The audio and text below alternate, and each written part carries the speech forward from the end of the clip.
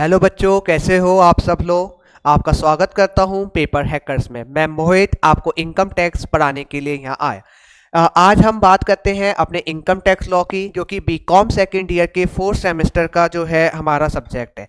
चलिए, income tax में आगे एमसीक्यू से बढ़ने से पहले मैं कुछ इनकम टैक्स के बारे में आपको बताना चाहता हूं। देखिए, जो इनकम टैक्स का लॉ है वो पहली बार जो भारत देश में आया था वो 1860 में आया था, जो कि हमारे सर जेम्स विल्सन जी लेकर आए थे।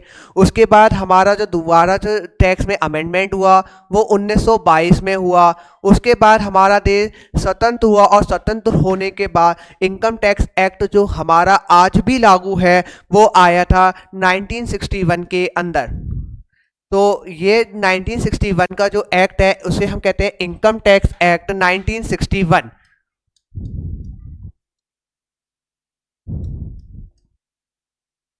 1961 एक्ट कहते हैं, जो भी आज भी भारत में लागू है।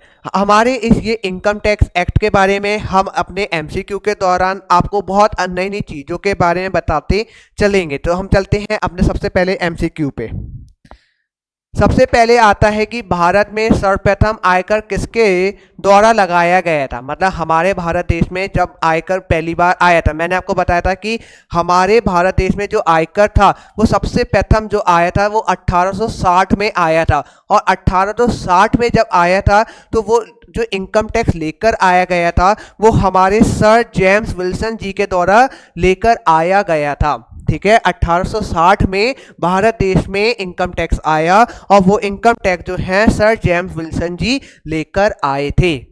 हमारा दूसरा एमसीक्यू क्या कहता है कि स्वतंत्र भारत में सर्वप्रथम आयकर अधिनियम बना अथवा पारित किया गया। मैंने आपको बताया था कि सबसे पहले हमारे भारत देश में जो इनकम टैक्स आया था वो 1860 में आया। लेकिन अब ये एमसीक्यू हमसे पूछा स्वतंत्र भारत। तो स्वतंत्र भारत क्या हुआ? जब हमारा देश आज़ाद हुआ। तो उसके बाद इनकम टैक्स कब आया? तो हमारे जो स्वतंत्र भारत के बाद जो इनकम टैक्स है, देखो मैंने कहा कि 1860 में पहले इनकम टैक्स था, फिर वो अमेंड हुआ और 1922 में आया, और 1922 के बाद जो है वो आपका 1961 में आया। तो स्वतंत्र भारत के बाद जो हमारा इनकम टैक्स आया वो 1961 में आया। तो हमारा जो आंसर हो जाएगा वो स्वतंत्र भारत। स्वतंत्र जब हमारा देश क्या हो गया? आजाद हो गया। उसके बाद जो इनकम टैक्स आया वो पहले 1961 में आया। इतनी बात समझ में आ गई। सब प्रथम भारत में 1860 में आया, लेकिन जब हमारा भारत स्वतंत्र हो गया तो पहली बार जो इनकम टैक्स आया वो 1961 में आया, जो कि इनकम टैक्स एक्ट का नाम है इनकम टैक्स एक्ट 1961। तीसरा आता है भारत में आयकर अधिनियम किस तिथि को लागू हुआ।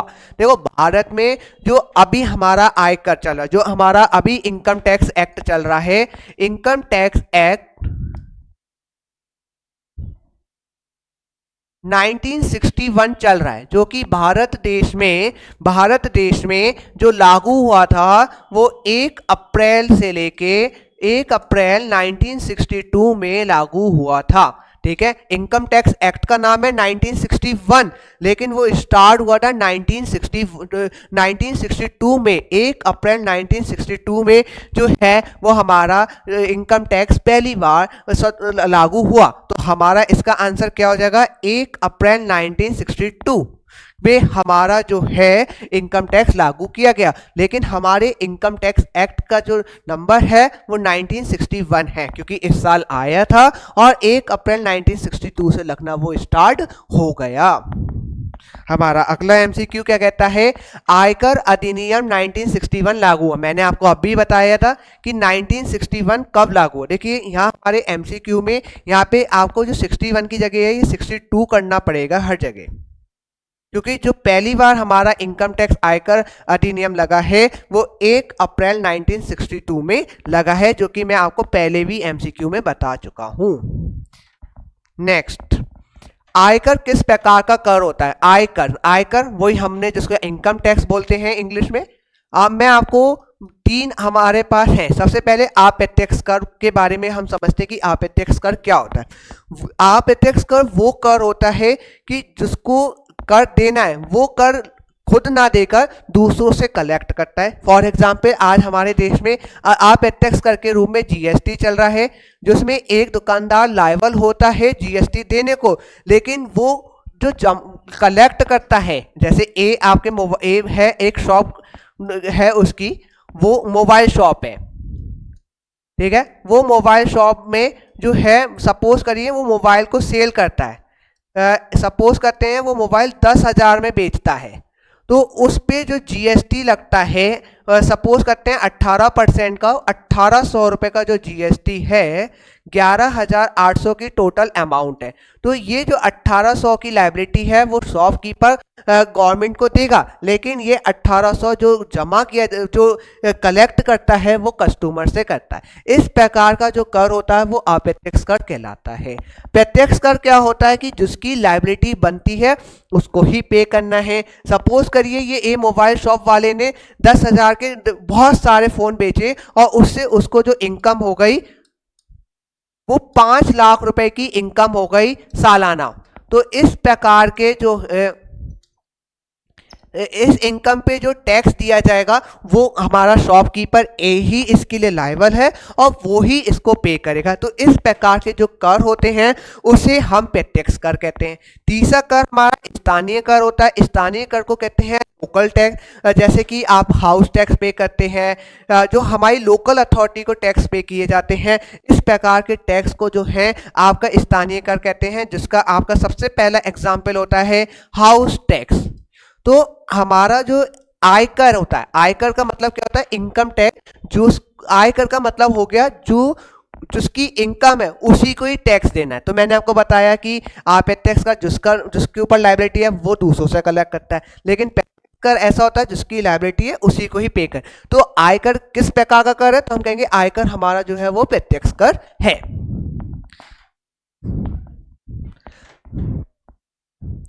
आयकर हमारा क्या हो गया, प्रत्यक्ष कर हो गया, मैंने आपको ये बता दिया। नेक्स्ट एमसीक्यू पे हम आते हैं। भारत में सर्वप्रथम आयकर लगाया गया। मैंने क्या कहा, अभी हम लोगों ने बात करी सर्वप्रथम आयकर कब, अगर स्वतंत्र भारत, जो अभी हमने एक एमसीक्यू पढ़ा था उसमें था स्वतंत्र भारत के बाद, तो स्वतंत्र भारत के बाद तो जो आयकर है वो 1961 में लगा, लेकिन भारत में पहली बार जो आयकर आया वो आपका आया 1860 में। तो 1860 में आपका फर्स्ट टाइम जो है वो आयकर आया। लेकिन जब हमारा भारत स्वतंत्र हो गया तो स्वतंत्र होने के बाद जो हमारा आया था वो 1961 में आया। तो इसका जो हमारा आंसर रहेगा सन 1860 में हमारा जो है आयकर सर्वप्रथम भारत देश में आया था। आयकर किस पर लगाया जाता है, सबसे पहले आयकर किस पे लगाया जाता है, आयकर के अंदर एक व्यक्ति की जो है परिभाषा दी गई है, ठीक है। परिभाषा में कहा जाता है कि व्यक्ति के अंदर कौन कौन आते हैं। व्यक्ति के अंदर आपके व्यक्ति जो कि साधारण व्यक्ति हो गए, जैसे कि मैं, जैसे कि आप, जैसे कि राम, जैसे कि मोहन, इस प्रकार का हर व्यक्ति जो होता है वो इनकम टैक्स के दायरे में आता है, ठीक है। दूसरा, आपके हर प्रकार की जो फर्म होती है, जैसे कि पार्टनरशिप फर्म, जैसे कि पार्टनरशिप फर्म का मतलब क्या होता है, ABN पार्टनरशिप है, जिसमें क्या हो गया, पार्टनरशिप फर्म में ये A और B जब दो साथ में चला के जब बिजनेस चलाते हैं तो इस प्रकार के बिजनेस को हम पार्टनरशिप फर्म कहते हैं। तीसरा हमारा कंपनी। कंपनी क्या होती है, जब हम ये एक सेपरेट लीगल एंटिटी होती है जहां पर कि हमारे यहाँ पे लोग जो होते हैं वो अलग होते हैं और कंपनी का नाम अलग होता है। जैसे कि मान लीजिए हमने बनाई ABN कंपनी, तो ये कंपनी होती है और उसमें जो A और B होते हैं वो उस कंपनी के शेयर होल्डर कहलाते हैं। तो इस प्रकार के व्यक्ति भी, फर्म भी, कंपनी भी, और आपका HUF होता है जहाँ पे कि एक हिंदू अनडिवाइडेड फैमिली के लोग जो होते हैं वो आपस में मिलकर बिजनेस करते हैं।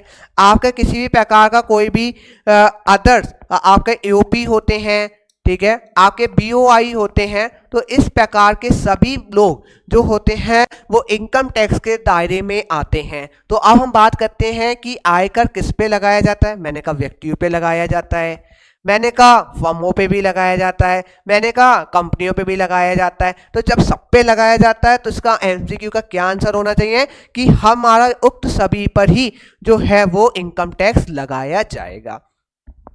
नेक्स्ट एमसीक्यू, आयकर निम्न वर्षों में निर्धारित किया जाता है। चलिए अब हम सबसे पहले बात करते हैं कि ये वित्तीय वर्ष क्या होता है, गत वर्ष क्या होता है, कर निर्धारण वर्ष क्या होता है, लेखा वर्ष क्या होता है, इसके बारे में पहले हम समझते हैं, उसके बाद हम इस एमसीक्यू को सॉल्व करते हैं। देखो, वित्तीय वर्ष एक ऐसा वर्ष होता है जो कि 12 महीने का होता है, ठीक है, 12 मंथ का होता है। वित्तीय वर्ष आपका जो होता है वो कभी भी स्टार्ट होके 12 महीने तक चलता है। ये वर्ष आपका जो होगा वो 1 जनवरी से लेकर 31 दिसंबर तक हो सकता है, ठीक है। ये वर्ष आपका स्टार्ट होके 1 जून से लेके जो है आपका जो है वो 30 मई तक हो सकता है। ये वर्ष आपका जो है वो 1 जुलाई से स्टार्ट होके 30 जून तक हो सकता है, ठीक है। तो फाइनेंस वित्तीय वर्ष जो होता है वो 12 महीने का होता है। ये वर्ष आपका कभी भी स्टार्ट होकर कभी भी एंड हो सकता है, लेकिन ये वर्ष जो होता है वो 12 महीने का रहता है। अब हम बात करते हैं गत वर्ष की। गत वर्ष क्या होता है, ये हमारे इनकम टैक्स में गत वर्ष को इंग्लिश में प्रीवियस ईयर भी कहा जाता है, जिसकी हम इनकम को कैलकुलेट करते हैं। हम इनकम टैक्स में किसकी इनकम लेते हैं, अपने गत वर्ष की इनकम लेते हैं। गत वर्ष को जो है इंग्लिश में प्रीवियस ईयर कहा जाता है। ये ईयर जो आपका स्टार्ट होता है वो आपका स्टार्ट होता है जब आप 1 अप्रैल से लेके 31 मार्च तक के लिए ये साल आपका होता है। बट अगर आपने किसी भी गत वर्ष में कोई नया बिजनेस प्रारंभ करा है या आपकी नई इनकम जनरेट होना स्टार्ट हुई है, तो गत वर्ष आपका तब से स्टार्ट होगा और हमेशा 31 मार्च को समाप्त होगा। सपोज करिए यहाँ पर एक बिजनेसमैन है और उसने जो बिजनेस स्टार्ट करा है वो आपका बिजनेस स्टार्ट करा है सपोज करते हैं 1 सितंबर से, तो हमारा जो गत वर्ष होगा वो 1 सितंबर से स्टार्ट होगा। सपोज करते हैं 1 सितंबर 2022 को इसने बिजनेस स्टार्ट करा, तो हमारा जो गत वर्ष स्टार्ट होगा वो 1 सितंबर 2022 को होगा। लेकिन गत वर्ष हमेशा जो समाप्त होता है वो 31 मार्च को समाप्त होगा। तो ये 31 मार्च 2023 को समाप्त हो जाएगा। तो अभी तक आपको समझ में आ गया, वित्तीय वर्ष एक ऐसा वर्ष होता है जो 12 महीने का होता है। ये कभी से भी स्टार्ट होके 12 महीने में एंड होता है। गत वर्ष आपका हमेशा 1 अप्रैल से स्टार्ट होगा, 31 मार्च तक रहेगा। लेकिन अगर आपकी इनकम गत वर्ष के किसी बाद में स्टार्ट होती है या आपने नया बिजनेस जो है वो बाद में स्टार्ट करा, तो आपका गत वर्ष तब स्टार्ट होगा जब आपने बिजनेस खोला। लेकिन गत वर्ष हमेशा 31 मार्च को समाप्त होता है। उसके बाद हम बात करते हैं कर निर्धारण वर्ष किसे कहते हैं। देखिए, कर निर्धारण वर्ष जब आपका गत वर्ष समाप्त हो जाता है तो उसकी अगली 1 अप्रैल से स्टार्ट होता है और 31 मार्च तक चलता है। आपका कर निर्धारण वर्ष हमेशा 12 महीने का रहेगा, हमेशा 1 अप्रैल को स्टार्ट होगा, हमेशा 31 मार्च को जो है वो समाप्त होगा। सपोज करते हैं कि इसका मिस्टर ए का जो बिजनेस स्टार्ट हुआ वो 1 सितंबर 2022 को स्टार्ट हुआ, तो 1 सितंबर 2022 से 31 मार्च 2023 तक इसका जो है वो गत वर्ष चला। लेकिन इसका गत वर्ष जैसे ही समाप्त हुआ, कब समाप्त हुआ, 31 मार्च 2023 को। उसी प्रकार से 1 अप्रैल 2023 को आपका जो है वो गत वर्ष स्टार्ट हो जाएगा और 31 मार्च 2024 को जो है वो आपका 1 मार्च 2023 से 31 मार्च 2024 तक कर निर्धारण वर्ष होगा। कर निर्धारण वर्ष का मतलब क्या हो गया कि 31 देखो 1 सितंबर 2022 से 31 मार्च 2023 तक आपने पैसा कमाया अगर नया बिजनेस स्टार्ट, अगर पुराना है तो 1 अप्रैल से स्टार्ट हुआ 31 मार्च। तो जो इनकम आपने इधर कमाई अपने गत वर्ष में, उस इनकम पे जो टैक्स बनेगा वो हम कैलकुलेट करेंगे 1 अप्रैल 2023 से। ठीक है, इतनी बात आपको समझ में आ गई। लेखा वर्ष का मतलब क्या होता है, जब आप अपनी किताबें बनाते हो, जितने भी वर्ष की आप अपनी जितने भी महीनों की आप अपनी किताबों को बनाते हो, ठीक है, अपने बिजनेस की, उसे लेखा वर्ष कहते हैं। तो मैं आपको बता दूं क्या हमारा है, आयकर निम्न वर्षों में निर्धारित किया जाता है। तो मैंने बताया आपको जो आयकर होता है वो आपका निर्धारण कर निर्धारण वर्ष में किया जाता है। तो इसका एमसीक्यू का आंसर क्या हो जाएगा, सी, कर निर्धारण वर्ष। नेक्स्ट एमसीक्यू, कर निर्धारण वर्ष की अवधि होती है, कर निर्धारण वर्ष की अवधि होती है। मैंने आपको क्या बताया कि देखो गत वर्ष आपका 1 अप्रैल से स्टार्ट होता है, लेकिन अगर आप नया बिजनेस करते हो तो गत वर्ष जब नया बिजनेस स्टार्ट होता है तब से, लेकिन कर निर्धारण वर्ष हमेशा 1 अप्रैल से स्टार्ट होगा और 31 मार्च को समाप्त होगा। ये बात याद रख लेना, कर निर्धारण वर्ष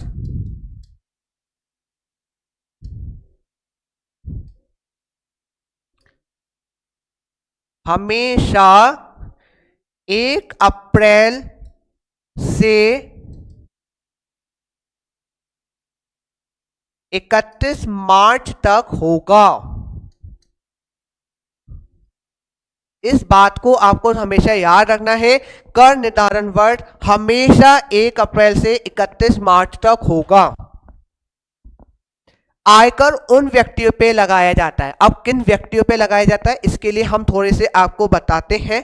सबसे पहले हमारे आयकर में आयकर उन व्यक्तियों पर लगाया जाता है। किन व्यक्तियों पे लगाया जाता है तो हम आपको समझाते हैं कुछ चीज़ों के बारे में। देखो आयकर जो होता है वो आपको मैं बता दूं कि हमारे पास अभी हमने व्यक्तियों की डेफिनेशन पढ़ी, उसमें हम इंडिविजुअल के बारे में पढ़ा कि जिसकी भी इनकम 2.5 लाख रुपए तक की होती है, ठीक है, 2.5 लाख तक की इनकम होती है, उस पर किसी भी प्रकार का कोई भी टैक्स जो है वो नहीं लगता। जिसकी इनकम 2.5 लाख से ज़्यादा है और 5 लाख रुपए तक है, 2.5 लाख 1 रुपए से 5 लाख तक है, इस प्रकार की इनकम पर 5% का टैक्स लगेगा। जिसकी 5 लाख रुपए से लेकर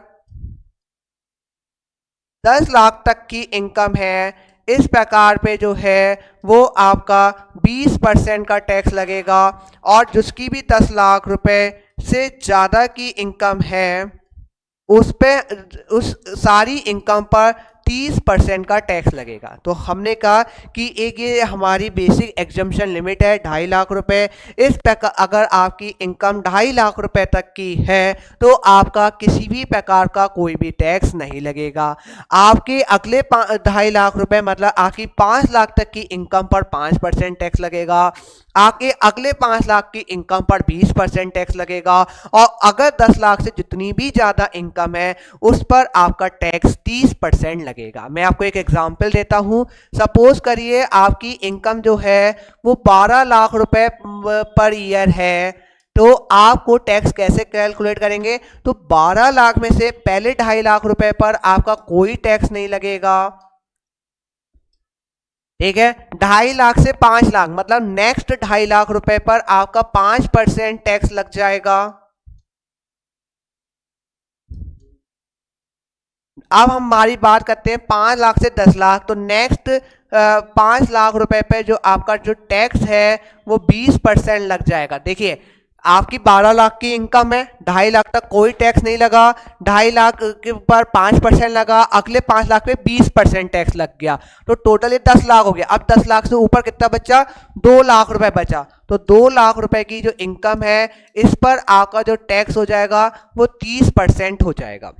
ये हमने बात करी कोई भी इंडिविजुअल जो कि 60 साल से कम का है, ठीक है। कोई भी व्यक्ति जो कि 60 वर्ष से कम का है, तो इस प्रकार के व्यक्तियों का स्लैब रेट ये रहता है। उनकी 2.5 लाख तक किसी भी प्रकार की इनकम पे कोई टैक्स नहीं होगा। 2.5 लाख 1 से 5 लाख तक 5% होगा, 5 लाख से 10 लाख पे 20% होगा और 20 लाख से ज़्यादा पर 30% टैक्स होगा। तो मैंने क्या कहा, आयकर उन व्यक्तियों पे लगाया जाता है जिनकी गत वर्ष की आय कर मुक्त सीमा से अधिक है। तो हमारा देखो अब क्या हुआ, गत वर्ष क्या हो गया मैं आपको बता सका। गत वर्ष वो हो गया जिस टाइम आप अपनी इनकम को कमा रहे होते हैं। आय का मतलब क्या हो गया, जो आपने कमाया, ठीक है। कर मुक्त का मतलब मैंने आपको क्या बताया, कर मुक्त हमारा कितना रहता है, 2.5 लाख रुपए तक क्या रहता है, कर मुक्त रहता है। 2.5 लाख रुपए तक क्या रहता है, ये कर मुक्त सीमा है। बेसिक एग्जम्पशन लिमिट जिसे इंग्लिश में कहते हैं और हिंदी में कहते हैं कर मुक्त सीमा। तो कर मुक्त सीमा हमारी कितनी है, 2.5 लाख रुपए से। तो अगर आपकी 2.5 लाख रुपए से ज्यादा की होगी तो आप पर आयकर लगाया जाएगा। तो हमारा देखो एमसीक्यू क्या हो गया, पहले जिसकी गत वर्ष की आयु कर मुक्त सीमा से अधिक है तो वो आयकर के दायरे में आ जाएगा। और आयकर सीमा हमारी कितनी है, 2.5 लाख रुपए है। जिनकी गत वर्ष की आय 5 लाख है, क्या भैया नहीं, क्योंकि 2.5 लाख रुपए हमारी कर मुक्त सीमा से ऊपर आओगे आपको टैक्स देना है। 5 लाख पे हो गए तो उससे पहले 2.5 लाख आप कर चुके होगे ना, तो कर मुक्त आयु पे अगर आपका जितना भी टैक्स होगा ऊपर सीमा आपकी पहुंच गई तो आपको टैक्स देना पड़ेगा। ठीक है, गत वर्ष में 50,000 वाला कुछ भी नहीं है, उक्त में से कोई नहीं होगा ऐसा नहीं है, क्योंकि हमारे पास पहला आंसर है जिसकी गत वर्ष की आयु कर मुक्त सीमा से अधिक है। कर मुक्त सीमा आपको बता दिया कि 2.5 लाख। गत वर्ष क्या होता है, जिस साल आप कमाते हो। ठीक है, कर निर्धारण वर्ष क्या होता है, जब आप गत वर्ष की इनकम पर टैक्स जो है वो निर्धारित करते हो, उसे कर निर्धारण वर्ष बोला जाता है। नेक्स्ट एमसीक्यू, वित्तीय वर्ष का तात्पर्य 12 माह की उस अवधि से है जो निम्न तिथि को प्रारंभ होती है। मैंने कहा देखो, वैसे आपका कोई भी वित्तीय वर्ष, गत वर्ष, कर निर्धारण वर्ष जो होता है वो हमेशा 1 अप्रैल से स्टार्ट होता है। हमेशा क्या होता है, 1 अप्रैल से स्टार्ट होता है। लेकिन जो हमारा कैलेंडर ईयर होता है वो हमेशा 1 जनवरी से स्टार्ट होगा। बाकी सारे ईयर जो होते हैं मोस्टली हमारे 1 अप्रैल से स्टार्ट होते हैं। नेक्स्ट, गत वर्ष से तात्पर्य, मैंने अभी आपको बताया गत वर्ष से तात्पर्य क्या होता है, वित्तीय वर्ष नहीं। वित्तीय वर्ष का मतलब क्या हो गया, कोई भी वर्ष जो 12 महीने का होता है। कैलेंडर वर्ष वो होता है जो कि 1 जनवरी से स्टार्ट होता है, 31 दिसंबर को समाप्त हो जाता है। हिसाबी वर्ष क्या होता है, जब हम अपना हिसाब कर रहे होते हैं। ठीक है, और कर निर्धारण वर्ष से पूर्व वित्तीय वर्ष। ठीक है, तो कर निर्धारण मतलब आपने जो आपका कर निर्धारण वर्ष है उससे पहले का जो वित्तीय वर्ष होता है उसे हम गत वर्ष बोलते हैं। उसे हम क्या बोलते हैं, गत वर्ष बोलते हैं। तो हमारे यहाँ पे जो आंसर होगा वो डी आंसर होगा। कर निर्धारण वर्ष से पूर्व जो होगा वो वित्तीय वर्ष हमारा गत वर्ष कहलाया जाएगा। करदाता की सकल कुल आय निकालने के लिए कुल कितने शीर्षक होते हैं। तो ठीक है, देखो करदाता कौन हो गया, टैक्स पेयर। सपोज करो मैं कमा रहा हूं तो मैं करदाता हो गया। सकल आय का और कुल आय का क्या मतलब होता है, मैं आज आपको बताना चाहता हूं। हमारे इनकम टैक्स में 5 प्रकार की इनकम को लिया जाता है। पहली इनकम होती है हमारी सैलरी की इनकम। सपोज करिए मैं एक जगह जॉब कर रहा और उस जॉब से मुझे सैलरी मिल रही, तो वो इनकम हमारे सैलरी हेड्स में जाती है। तो पहला हेड होता है हमारा सैलरी हेड। दूसरा हेड होता है हमारा house property head. House property head का मतलब क्या हो गया कि सपोज करिए आपके पास एक घर है और वो घर आपने किसी को किराए पर दे रखा है। उस किराए से होने वाली जो इनकम होती है वो हाउस प्रॉपर्टी हेड में जाती है। तीसरा हेड जो होता है वो हमारा होता है पीजीबीपी का हेड। पीजीबीपी का हेड का मतलब क्या हो गया कि आपका PGBP profit and gain from business and profession. अगर आप कोई व्यक्ति अपना बिजनेस कर रहा है तो उस बिजनेस से जो भी कमाई करता है वो पीजीबीपी हेड में आती है। चौथी चीज हमारी आती है कैपिटल गेन। कैपिटल गेन का मतलब होता है कि कभी भी आप सपोज करिए आपके पास एक घर है, उस घर को अगर आप बेचकर आप कुछ भी कमाते हो तो वो जो इनकम होती है वो कैपिटल गेन में आती है। अगर घर किराए पे है हाउस प्रॉपर्टी में आती है, जो कि आने वाले चैप्टरों में आपको डिटेल में बताया जाएगा। लेकिन अभी ये हमारा कुछ बेसिक है जिससे हम इस एमसीक्यू को आसानी से सॉल्व कर सकें बिना किसी झिझक के।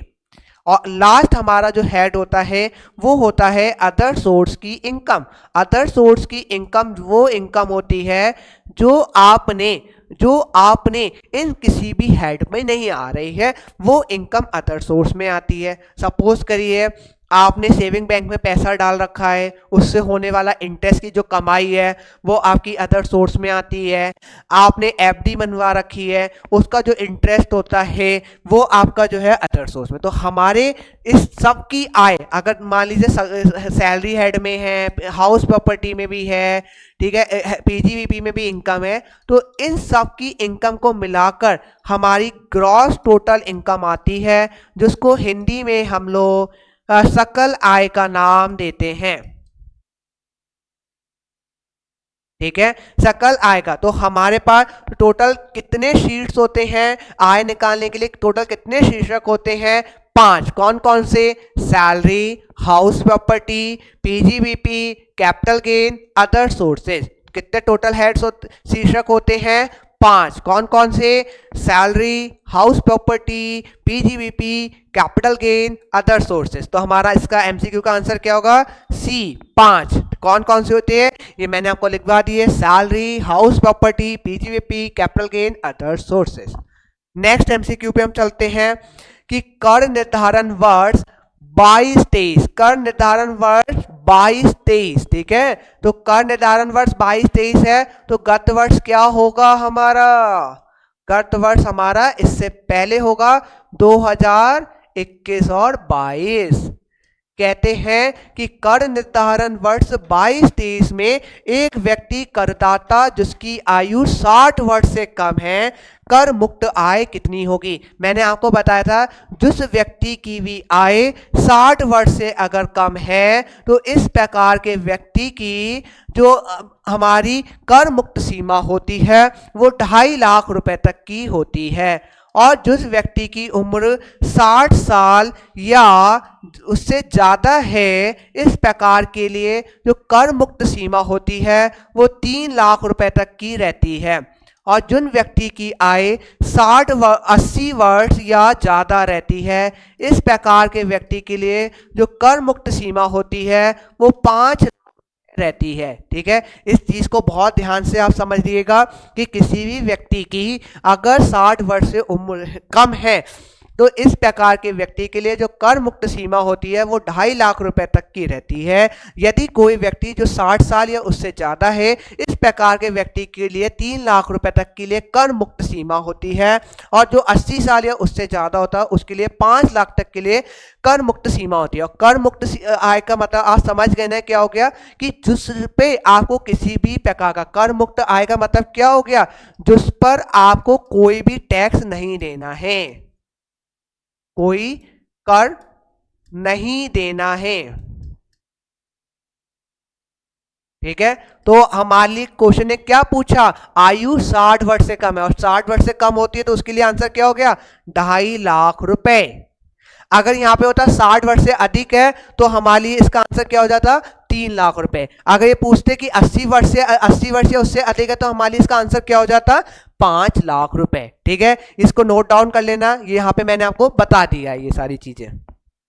नेक्स्ट, कर निर्धारण वर्ष 22-23 में एक महिला का करदाता जिसकी आयु 58 वर्ष से कम है, मैंने आपको क्या कहा? जिसकी भी 60 वर्ष से आयु कम है, चाहे वो पुरुष हो चाहे वो महिला हो, उसके लिए जो कर मुक्त आय होगी वो 2.5 लाख रुपए रहेगी। तो इस प्रकार के लिए इसका आंसर क्या हो जाएगा? बी, 2.5 लाख। अगर यहाँ पे इसकी आयु सपोज करो 58 की जगह जो है वो 68 होती तो इसके लिए कर मुक्त आय कितनी हो जाती? 3 लाख रुपए हो जाती। और अगर वो 68 की जगह जो है वो 88 का होता तो इसकी कर मुक्त आय कितनी हो जाती? 5 लाख रुपए हो जाती। इतनी बात समझ में आ गई? नेक्स्ट, एक वरिष्ठ करदाता की आय, वरिष्ठ करदाता कौन होता है? तो मैं आपको बता दूं, वरिष्ठ करदाता जिसकी आयु 60 वर्ष या उससे ज्यादा है, तो इस प्रकार का व्यक्ति वरिष्ठ करदाता कहलाता है। मैंने आपको बताया जिस भी व्यक्ति की आयु 60 वर्ष से उससे ज्यादा उसके लिए कर मुक्त राशि कितनी है? तो वो है 3 लाख रुपए। तो इसका आंसर क्या हो जाएगा? डी, 3 लाख रुपए। ठीक है, नेक्स्ट, 18 अतिविष्ट करदाता कौन होते हैं? मैंने कहा जिनकी आयु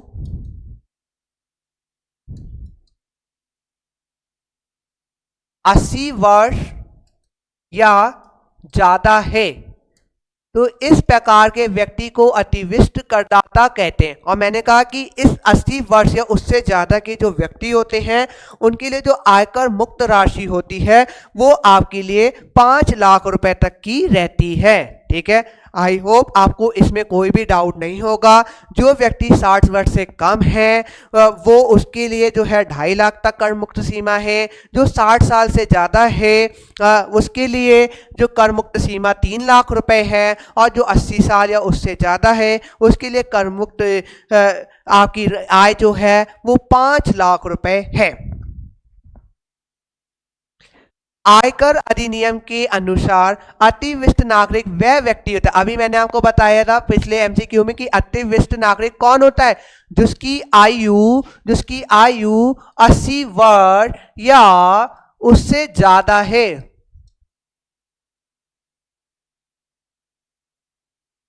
ठीक है, तो यही बोला है अतिविष्ट। तो इसके लिए आंसर क्या होगा, जिसकी 80 वर्ष से अधिक है। तो ये हमारा आंसर होगा। नेक्स्ट, आयकर अधिनियम में व्यक्ति से आशय क्या है। मैंने आपको अभी व्यक्ति की डेफिनेशन पिछले एमसीक्यू में बताई थी कि व्यक्ति के अंदर एक व्यक्ति भी आता है, एक हिंदू अविभाजित परिवार भी आता है, एक कंपनी भी आती है, एक फर्म भी आती है। तो हर प्रकार का व्यक्ति आयकर अधिनियम में व्यक्ति की परिभाषा में आता है। तो इसका आंसर क्या होगा, व्यक्ति। हाँ, व्यक्ति आता है। हिंदू अविभाजित परिवार, हाँ आता है। कंपनी आती है। तो ये इसका क्या हो जाएगा, उक्त सभी आएंगे। ठीक है, आज के लिए इतना ही। बहुत बहुत धन्यवाद। फिर मिलते हैं अगली क्लास में।